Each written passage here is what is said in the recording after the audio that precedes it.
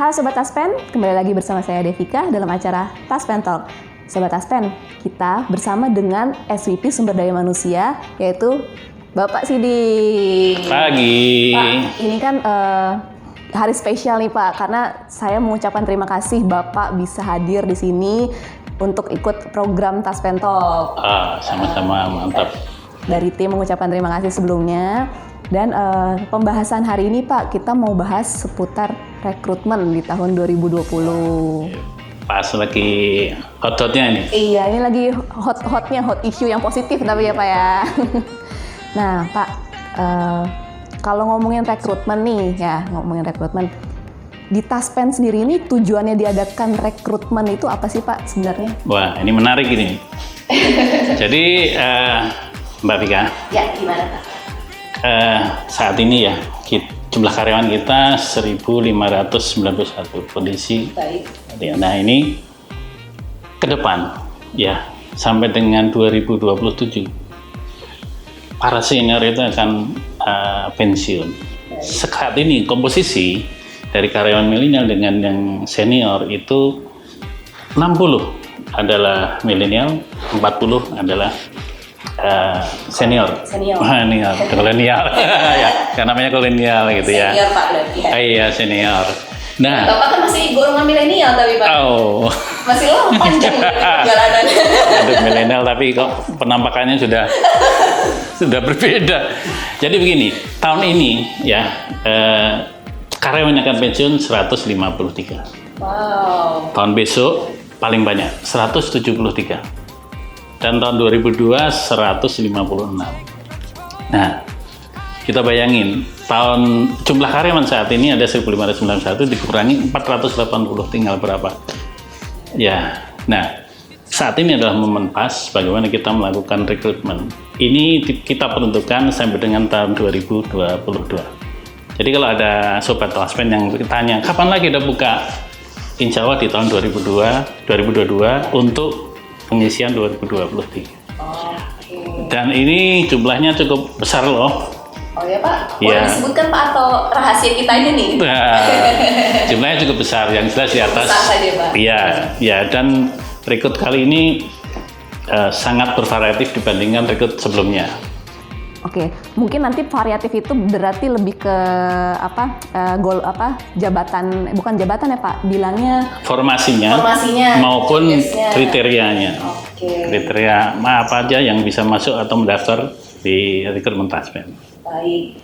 Nah, kalau rekrutmen besar itu berarti kan kita bilangnya rekrutmen besar karena karyawan yang calon karyawan yang akan direkrut besar ya Pak ya. Betul. Nah, kalau memang Pak, kalau ke depannya nih kita kan membutuhkan sumber daya manusia yang pastinya juga memiliki kualitas yang baik ya Pak ya. Betul. Nah, ada nggak sih Pak kriteria khusus nih untuk calon-calon karyawan ini menjadi insan Taspen? Oh, oke, menarik sekali. Jadi begini, insan Taspen yang kita harapkan ya, tidak hanya orang yang pintar dengan IPK tinggi dan sebagainya. Namun kita butuh orang-orang yang peduli. Kemudian juga orang yang memang kita ambil adalah yang diutamakan adalah orang yang punya pengalaman organisasi. Baik. Tidak hanya organisasi, tapi bagaimana teman-teman juga atau sobat Taspen yang memang punya pengalaman atau biasa berkecimpung dalam kegiatan sosial. Kita tidak hanya butuh orang pintar, tapi juga butuh orang aware atau care kepada sesama. Karena kita tahu bahwa yang kita layani itu adalah orang-orang tua, pensiunan, dan kita tidak butuh orang yang pintar tapi tidak peduli, tapi kita butuh adalah talent-talent yang peduli dengan customer kita, customer oriented ya. Kemudian juga adalah talent-talent yang memang mau belajar, mau menjadi future leader kepada Taspen. Berarti kesampingkan pinter penting, tapi jiwa sosial juga harus penting ya Pak ya. Ya, apalagi anak-anak muda sekarang itu kita juga melihat nih Pak dari yang mereka peduli terhadap sesama ya kan. Toh nanti ke depannya kalau ketemu dengan pensiun ataupun ASN lainnya gitu kan, kita bisa menunjukkan nih nilai perusahaan kita seperti apa. Jadi self image itu penting untuk corporate image sebenarnya Pak ya. Betul. Karena memang orientasi kita adalah pertama layanan ya. Istilahnya melayani bisnis ya, tapi layan itu Kayak adalah tagline-nya apa ya? Andal melayani. Jadi yang dibutuhkan adalah talent-talent yang memang siap untuk menjadi orang yang andal dalam melayani. Nah, kalau bicara rekrutmen Pak, itu kan pasti ada prosesnya Pak ya. Nah, mulai dari kita memberi info ada open recruitment sampai pada tahap terakhir nih Pak, pengumuman. Itu kan yang paling ditunggu-tunggu ya, pengumuman. Apa sih Pak proses yang mesti mereka lewati terlebih dahulu? Oke. Jadi kalau untuk informasi memang sudah kita publish sebelum dibuka ya. Jadi pada tanggal 23 kita sudah publish di medsos kita. Iya.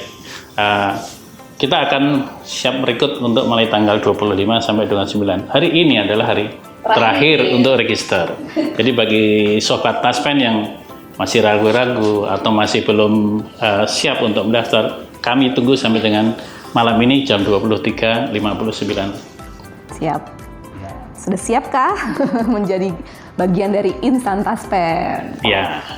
Oke, setelah proses sampai tanggal hari ini Pak, sampai tanggal 29 ya. Setelah proses sampai tanggal 29, itu bagian administrasi ya Pak ya? Betul. Nah, setelah itu ada berapa tahap lagi nih Pak? Oke, ya. Oke, jadi setelah ini hari ini terakhir, kemudian dari panitia akan melakukan seleksi administrasi dan nanti insya Allah akan diumumkan tanggal 6 Oktober. Ya, karena pelamarnya luar biasa. Waduh. Kayaknya angkatan saya kalah ya Pak. Oh kalah. Jadi kita bersyukur juga dari tahun ke tahun kalau kita rekrutmen selalu kenaikannya signifikan.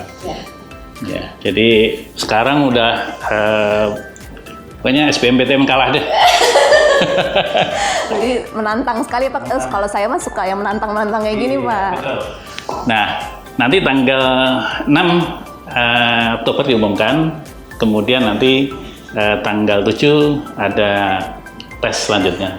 Oke, tes apa tuh Pak? Tes intelijensi. Kemudian nanti diumumkan lagi seminggu kemudian kalau nggak salah tanggal 11 atau 12 Oktober itu tes untuk psikotes. Kemudian di situ juga bagi pelamar MT itu juga ada LGD, Leaderless Group Discussion, dan juga ada interview. Oh beda ya Pak, LGD dan FGD ya sekarang ya? Betul. Nah kalau LGD kan tentunya leaderless. Jadi bagaimana kita melihat perilaku masing-masing orang nih, mau dia egois, mau menonjol sendiri, nggak peduli dengan lain, nah itu kita penilaian di seperti itu. Baik, menarik Pak. Ya. Nah, terus baru nanti pengumuman, berarti final pengumuman di... Nanti setelah selesai ini, ya, dari tahap itu, bagi pelamar-pelamar yang seperti di IT, seperti di IDM, yang Enterprise Data Management, dan sebagainya itu, di situ ada skill test juga. Oh, berarti beda job, beda skill test ya Pak? Karena di situ kan kita cari adalah tenaga yang sudah berpengalaman. Ada tes di situ. Baru nanti selanjutnya ada interview. Interview diperkirakan tanggal awal November, tanggal 2 sampai 12. Di situ juga tadi yang skill test juga akan dilakukan. Setelah itu baru terakhir tes kesehatan. Dan insya Allah sih di akhir November kita sudah umumkan. Dan mudah-mudahan 1 Desember sudah onboarding. Wow, cepat sekali berarti kurang lebih nggak nyampe 3 bulan ya Pak ya? Sampai. Wow, itu harus maksimal. Maksimal, ya, betul. Maksimal banget, harus diberikan karena kita juga memilih talenta yang terbaik. Yang terbaik, betul. Nah Pak, tadi kan udah bicara kayak ada lowongan apa aja yang tersedia Pak. Jadi udah disebutkan tadi kuncinya ada MT, terus ada IT, ya kan Pak? Iya, ada kelompok IT, ada appraisal, kemudian juga ada MT-nya kan ada juga selain MT yang general ada MT yang spesialis. Artinya orang-orang sudah punya sertifikasi, baik. Ya, kemudian ya masuk ke MT spesialis. Kalau MT spesialis ini sudah akan langsung sebagai fungsional di tempatnya. Contoh misalnya aktuaria udah punya modul 3 lulus modul ASAI, dia sudah nanti akan masuk ke jalur MT di aktuaria dan seterusnya juga di financial. Berarti bisa dibilang itu pro hire ya Pak ya? Bukan. Lain. Jadi ini kita memang ada programnya, ada yang general. General itu ya sifatnya nanti ada kita namanya tes untuk dia sebenarnya bakat di mana gitu ya, pada bakat. Nah, itu nanti kita akan juruskan ke situ. Tapi kalau yang untuk yang spesialis itu memang sudah lebih siap. Spesialis itu. Ya, betul, lebih siap. Dia tidak akan lari ke sana ke sini karena sudah sesuai dengan jalurnya. Tapi sebenarnya tidak hanya lowongannya, tidak hanya yang kita sebutkan di rekrutmen.taspen.id loh. Ada juga yang disabilitas. Tapi kita ini akan lakukan bersama dengan rekrut bersama Kementerian BUMN.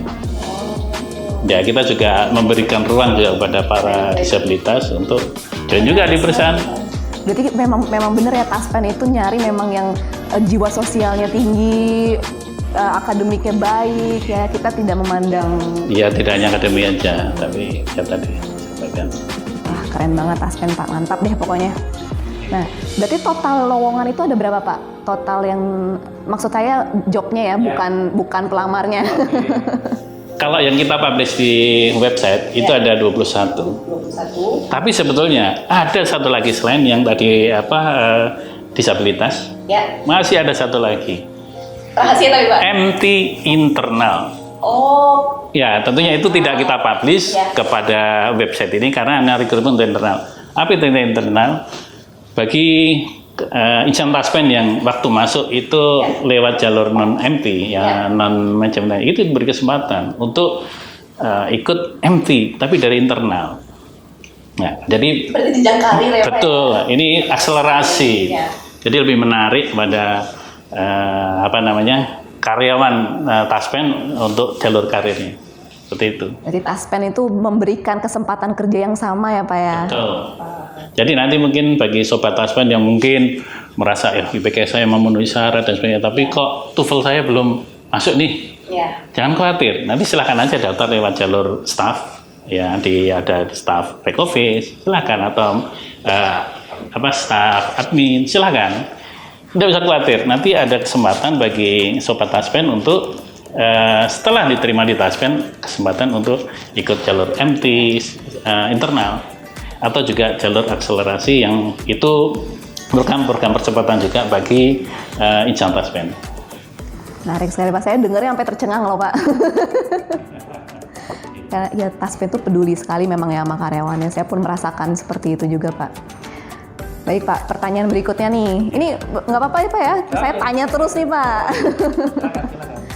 Nah, tadi kan udah dibilang juga timeline-nya kan. Timeline sampai kurang lebih sampai awal Desember ya Pak ya. Nah, berarti ini sebenarnya pertanyaan yang ditunggu-tunggu sebenarnya Pak. Ditunggu-tunggu Sobat Taspen nih. Yang pertanyaannya adalah Pak, tips untuk Sobat Taspen yang ingin bergabung bersama kita. Ada tips nggak nih Pak?